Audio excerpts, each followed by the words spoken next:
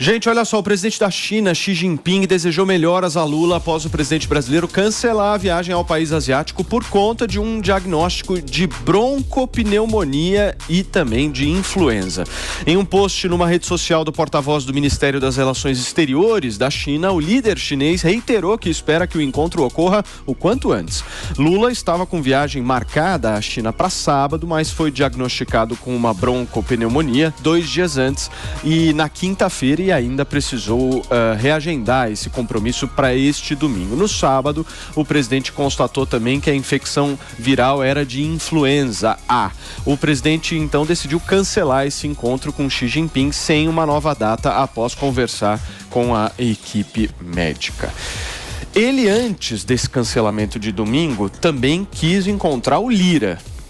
Ou seja, há obviamente essa questão de saúde aí que está sendo desenhada, mas há uma preocupação forte do governo Lula com esses atritos entre Rodrigo Pacheco e Arthur Lira, justamente por conta da aprovação de medidas que vão caducar, né, Dani? Exatamente. O Lira declarou que ele não iria, inclusive, na viagem para a China, o que mostra uma certa independência e distanciamento do governo e que é muito preocupante para o Lula, porque realmente a Câmara dos Deputados está completamente nas mãos do Lira. E não dá para fazer nada se você não tem uma maioria mínima na Câmara, né? E em diversas falas, o Lira tem demonstrado de uma maneira muito clara que o governo não tem base nenhuma na Câmara dos Deputados e por consequência, a gente não pode nem começar a pensar em reforma se não conseguirem se organizar lá, né? E uma coisa importante, quando o Lira diz publicamente que o governo não tem base na Câmara, o que ele está fazendo é dizendo, é elevando o preço, é dizendo... Lula, me dê mais poder, porque senão eu não vou cooperar. É essa a mensagem que ele passa.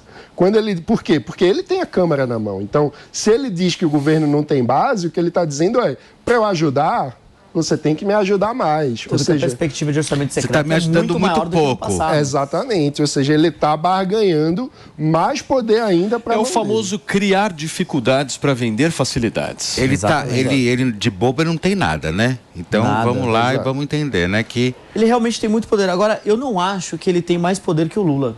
Eu só acho que o Lula está subutilizando a capacidade dele de fazer coisas. Você acha que o mundo mudou? O mundo mudou. Então, por exemplo, no começo do governo Lula, ele governava à base de medida provisória. Então era uma depois da outra, não sei se vocês se lembram. Era uma coisa assim absurda.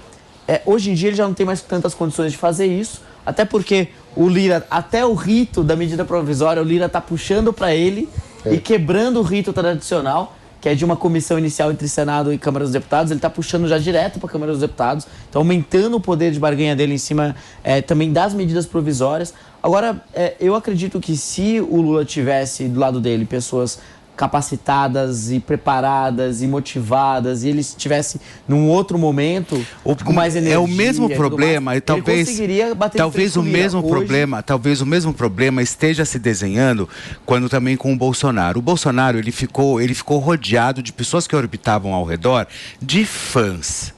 Porque houve aquela questão toda da rachadura. Então, quer dizer, o cara ganha, se torna mito, tal, toda aquela história que a gente viu. E aí o que acontece? Eu acho que o Lula veio também nisso.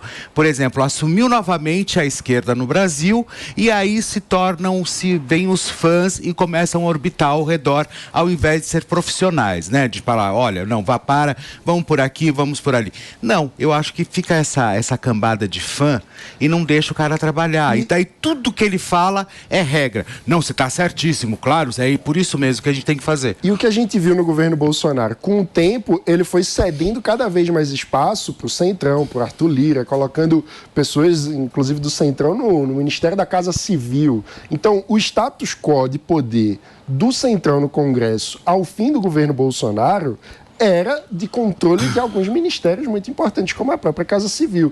O que a gente vê agora é que o Lula colocou nos principais ministérios, basicamente, nomes dele. Então, quando o Lira coloca essa barganha pública, o que ele está dizendo é, eu quero ministério, eu quero controle de orçamento mais importante. Turma, deixa eu só dar uma hora aqui. O programa só está começando, gente. São 10h30 da manhã desta segunda-feira. Antônia, eu não sei o que você pensa sobre isso, mas eu acho que o engajamento da base, que apoiou o ex-presidente Jair Bolsonaro nas redes sociais é infinitamente superior ao que o Lula tem hoje. Talvez ele pense que ele tenha uma base e tal. Essa base nas redes sociais eu não consigo identificar da muito mesma mais maneira que eu mais identifiquei barulhenta a base bolsonarista. Como é que você vê isso? Não, assim, eu não sou muito fã da base bolsonarista, que era aquela galera puxa-saco que o Felipe acabou de falar, entendeu? Lambe-botas é a palavra que eu dou. Então, eu acho que, de repente, não, tenho certeza, essa galera atrapalhou muito o presidente, tá? E eu citaria aqui nomes, mas eu vou perder tempo porque eu preciso explicar uma coisa aí que o Mano falou, do Centrão, do presidente Bolsonaro ter se segurado no Centrão, ter feito esse acordo, por exemplo, o Ciro Nogueira, que era presidente da Casa Civil. O Ciro levou o Bolsonaro para o Nordeste, que a situação do Bolsonaro no Nordeste era péssima. O Nordeste em peso era 1000% Lula. E essa realidade mudou muito, graças ao Ciro Nogueira, entendeu? E a coisa do Ciro Nogueira, ser essa pessoa mais low profile, que sabe negociar com todo mundo, que fala manso, que fala baixinho, que de fato é político, e eu não é achismo, porque eu conheço o Ciro desde que eu tinha 16 anos, que ele é do meu, eu sou do estado dele, né, eu acho que a gente tem a mesma idade, já nem sei, enfim, somos do Piauí, e o Ciro é o cara que manda no Piauí, que é político desde sempre, ele, Iracema, esposa dele, a família da Iracema, enfim, e do Ciro também. Então, eu acho que essa coisa do Bolsonaro ter dado puxado o freio de mão, ter dado uma aliviada, acho que foi graças a esses aconselhamentos do Ciro, que é muito político, graças a essa coisa, e não dava para ele dirigir nada sem o apoio do Centrão,